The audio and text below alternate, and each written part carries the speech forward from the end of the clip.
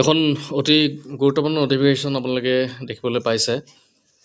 এই নটিফিকেশ্যনখন 22 তাৰিখে আহিছিলে, 22/12/2025। Office government of Assam, office of the director of elementary education আছামৰ ফালৰ পৰা।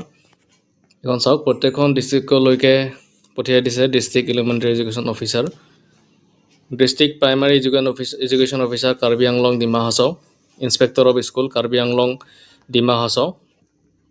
আৰু চাওক, চেলিব্ৰেশ্যন অফ বীৰ বাল দিৱস অন 26 ডিচেম্বৰ 2025, অৰ্থাৎ অহাকালি 26 ডিচেম্বৰত আপোনাৰ ইয়াতে বীৰ বাল দিৱস পালন কৰাক লৈ পেলাই এখন চিঠি দেখিবলৈ পাইছোঁ। ইয়াতে আমি চাম দুটা পেজৰ হয় ইয়াতে, আৰু ভালেকেইটা পইণ্টছ আছে। তো গোটেইখিনি পইণ্ট আমি আলোচনা কৰিম, কি কি কথা ইয়াতে লিখা হৈছে। আহক আমি গোটেইখিনি কথা চাওঁ। আৰু যদি চেনেল প্ৰথমবাৰৰ বাবে আহিছে, চেনেলটো ছাবস্ক্ৰাইব কৰি থাকিব এনেকুৱা ধৰণৰ খবৰবিলাক আগলৈকে পাই থাকিবৰ কাৰণে। তো বিষয়টো আপোনালোকে গম পাইছেই, আৰু ইয়াতে চিঠিখনত লিখিছে, ওপৰত উল্লেখিত বিষয়ৰ সন্দৰ্ভত জনোৱা হৈছে যে ভাৰত চৰকাৰৰ পৰা প্ৰাপ্ত 10/12/2025 তাৰিখৰ ডিঅ' পত্ৰ সংলগ্ন কৰি প্ৰেৰণ কৰা চৰকাৰী পত্ৰৰ এটা প্ৰতিলিপি ইয়াত সংলগ্ন কৰা হৈছে। উক্ত পত্ৰযোগে 26 ডিচেম্বৰ 2025 তাৰিখে দেশজুৰি বীৰ বাল দিৱস উদযাপনৰ বিষয়ে অৱগত কৰা হৈছে, যাৰ উদ্দেশ্য হৈছে ভাৰতবৰ্ষৰ ভৱিষ্যত গঢ়াৰ ভেটিস্বৰূপ শিশুসকলক সন্মান জনোৱা। এই উপলক্ষে অনুষ্ঠিত হ'বলগীয়া ৰাষ্ট্ৰীয় পৰ্যায়ৰ শিক্ষা অনুষ্ঠান মাননীয় ভাৰতৰ প্ৰধানমন্ত্ৰী মহোদয়ে অংশগ্ৰহণ কৰিব। এই অনুষ্ঠানৰ মূল উদ্দেশ্য হৈছে শিশু মনৰ বিকাশ সাধন কৰা, সৃজনশীলতা বৃদ্ধি কৰা আৰু বিকশিত ভাৰত গঢ়াৰ দৃষ্টিভংগীত তেওঁলোকক অৱদান আগবঢ়াবলৈ অনুপ্ৰাণিত কৰা। এই উপলক্ষে ৰাজ্যত শিশুসকলৰ বাবে বিভিন্ন কাৰ্যসূচী আয়োজন কৰি দিৱসটো উদযাপন কৰিব লাগিব, যেনে চিত্ৰাংকন, পোষ্টাৰ নিৰ্মাণ, সৃজনশীল লিখন, ৰচনা, কুইজ, জ্ঞানভিত্তিক খেল, কাহিনী কোৱা আৰু পুথি পাঠ, বিতৰ্ক, বক্তৃতা, নাটক, ভূমিকা অভিনয়, শ্লোগান লিখা প্ৰতিযোগিতা, ৰেলী, সজাগতা পদযাত্ৰা, গোট আলোচনী, সহপাঠী শিক্ষণ চক্ৰ, ক্ৰীড়া আৰু স্বাস্থ্য সম্পৰ্কীয় কাৰ্যসূচী আদিৰ জৰিয়তে সজাগতা সৃষ্টি কৰা আদি। উপৰোক্ত বিষয়সমূহৰ প্ৰেক্ষাপটত আপোনালোকক অনুৰোধ জনোৱা হৈছে যে আপোনাৰ অধীনস্থ সকলো বিদ্যালয়ত এই দিৱস উদযাপন আৰু উক্ত কাৰ্যসূচীসমূহ আয়োজন কৰাৰ বাবে প্ৰয়োজনীয় ব্যৱস্থা গ্ৰহণ কৰিব। এই সম্পৰ্কীয় তথ্য জিলা পৰ্যায়ৰ সকলো বিষয়া কৰ্মচাৰীক অৱগত কৰিবলৈ অনুৰোধ জনোৱা হৈছে, যাতে প্ৰয়োজনীয় ব্যৱস্থা গ্ৰহণ কৰিব পাৰে। অনুষ্ঠানসমূহৰ ফটোগ্ৰাফ আৰু প্ৰতিবেদন তলত দিয়া লিংকত আপলোড কৰিব লাগিব। ইয়াতে আপোনালোকে এই লিংক এটা দেখিছে ৱেবছাইটৰ, তো ইয়াতে দিব লাগিব।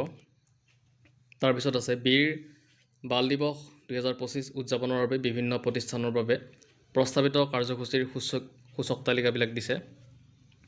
বয়সভিত্তিক প্ৰতিযোগিতাবিলাক আছে ইয়াতে, গোট হিচাপত দিছে, বয়সৰ গোট হিচাপত। 3 পৰা 6 বছৰলৈকে থাকিব চিত্ৰাংকন, ৰং কৰা, ক্ৰীড়া কাৰ্যসূচী, কাহিনী কোৱা ইত্যাদি।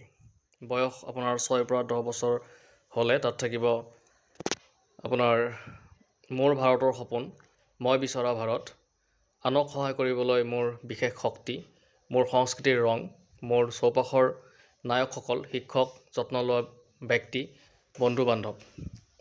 তাৰপিছত গত দিছে আপোনাৰ 11 পৰা 18 বছৰ বয়সলৈকে তেওঁলোকক ৰচনা, কবিতা, বিতৰ্ক আৰু ডিজিটেল উপস্থাপনাৰ বিষয়ে লিখিছে। ৰাষ্ট্ৰ গঠনত শিশুৰ ভূমিকা, এখন বিকশিত ভাৰতৰ বাবে মোৰ দৃষ্টিভংগী, বিকশিত ভাৰত গঢ়াত শিশুৰ ভূমিকা, সাহস আৰু সহানুভূতি, কিহে এজন নায়ক গঢ়ে, ভাৰতৰ ইতিহাসৰ বীৰত্বগাথা, ডিজিটেল ভাৰত, যুৱ সমাজৰ সুযোগ, স্বচ্ছ ভাৰত, স্বাস্থ্যৱান ভাৰত। তাৰপিছত আছে বেটী বচাও বেটী পঢ়াও, প্ৰতিগৰাকী ছোৱালীক ক্ষমতায়ন, আত্মনিৰ্ভৰ ভাৰত, উদ্ভাৱনৰ চালক হিচাপে যুৱ সমাজ, লোকেলৰ বাবে কণ্ঠ, ভাৰতৰ পৰম্পৰাগত হস্তশিল্প উদযাপন, স্কিল ইণ্ডিয়া মিছন, ভাৰতবৰ্ষৰ বাবে যুৱ সমাজক প্ৰস্তুত কৰা, অমৃতকাল, কাইলৈৰ ভাৰত গঢ়া যুৱ সমাজ। তাৰপিছত ইয়াতে লিখিছে PMRBP বঁটা প্ৰাপকসকলৰ সৈতে সংযোগ, পূৰ্বৰ প্ৰধানমন্ত্ৰী ৰাষ্ট্ৰীয় বাল পুৰস্কাৰ, PMRBP প্ৰাপকসকলৰ অনুপ্ৰেৰণাৰ কাহিনী বিদ্যালয় সভা বা বিশেষ ছেশ্যনত ভাগ বতৰা কৰা। আৰু ইয়াতে নোট অকণমান দি দিছে। উপৰোক্ত তালিকাখন সূচক ৰূপেহে প্ৰস্তুত কৰা হৈছে আৰু সকলো বয়স গোটৰ বাবে কাৰ্যসূচী অন্তৰ্ভুক্ত কৰিছে। প্ৰতিষ্ঠানসমূহে তেওঁলোকৰ তত্ত্বাৱধানত থকা শিশুসকলৰ বয়স, শিক্ষাগত স্তৰ আৰু পৰিস্থিতিৰ সৈতে সামঞ্জস্য ৰাখি প্ৰাসংগিক কাৰ্যসূচীসমূহ বাছনি কৰি আয়োজন কৰিব লাগিব। উল্লেখিত কাৰ্যসূচীৰ উপৰিও প্ৰতিষ্ঠানসমূহে অতিৰিক্ত কাৰ্যসূচী গ্ৰহণ কৰিব পাৰে। স্থানীয় পৰিস্থিতি, উপলব্ধ সম্পদ আৰু শিক্ষাৰ্থীৰ আগ্ৰহ অনুসৰি নিজস্ব কাৰ্যসূচী ৰূপায়ণ কৰিবলৈও উৎসাহিত কৰা হৈছে।